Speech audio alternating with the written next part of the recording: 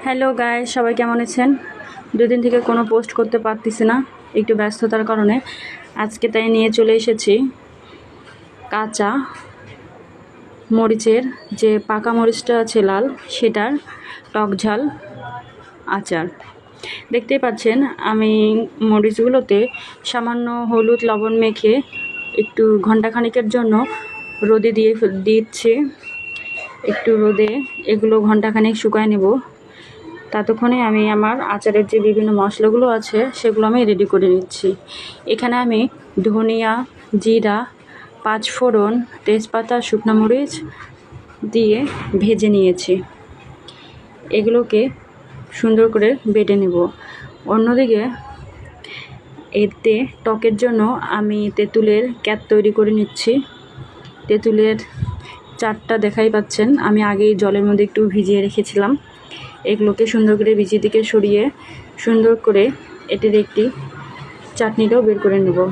অন্যদিকে কড়াইয়ের মধ্যে আমি সরষের তেল দিয়ে গরম করে নিচ্ছি, আর সামান্য পরিমাণে আমি সরিষা বেটে রেখেছিলাম, সেই সরিষা বাটাটুকু দিচ্ছি আমি গরম তেলের মধ্যে। প্রথমে সরিষা বাটাটুকু দিলাম, তারপরে যে আমি আচারে যে মশলাটা রেখেছিলাম বেটে, সেগুলো আমি তেলের মধ্যে দিয়ে ফেললাম। দেওয়ার পর এগুলোকে হালকা আঁচে আমি একটু ভাজা ভাজা করে নেব। গোটা গোটা কটা রসুনের কোয়াও দিয়ে দিলাম, এতে আচারটার ফ্লেভারটা একটু ভালো লাগবে। দেখতে পাচ্ছেন আমি সুন্দর করে ওগুলো নেড়ে চেড়ে নিচ্ছি। তারপর যে তেঁতুলের যে চাটনিটা আমি তৈরি করে রেখেছিলাম, সেটা আমি সেই মশলাগুলোর মধ্যে দিয়ে দিলাম। সাধারণত তেঁতুলটা দেওয়ার কারণ যে মরিচটা ঝাল ঝাল এবং একটু সামান্য টকটক ফ্লেভার পাওয়া যাবে, সেজন্য আমি এখানে দিয়ে ফেলেছি। সামান্য পরিমাণে হালকা একটু চিনি অ্যাড করে ফেললাম, যেন একটু তেঁতুলের টকটা কম লাগে, একটু মিষ্টি টক ঝাল ফ্লেভারটা স্বাদ লাগে।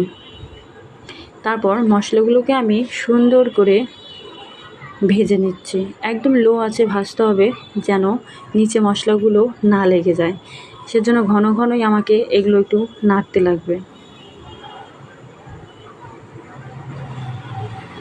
আসলে এই যে গরম আবহাওয়া, আমরা প্রচণ্ড ঘামতেছি, সেজন্য আমাদের রুচিও মোটামুটি কমে যাচ্ছে, যে গরম। সেজন্য ভাতের সাথে খাওয়ার জন্য আমি এই উপায়ে আচারটা তৈরি করে নিচ্ছি।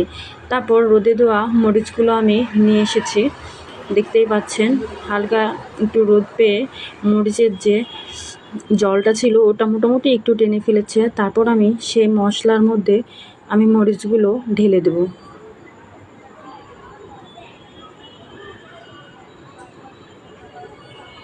ঢেলে দেওয়ার পর সুন্দর করে মশলার সাথে এগুলো আমি হালকা আছে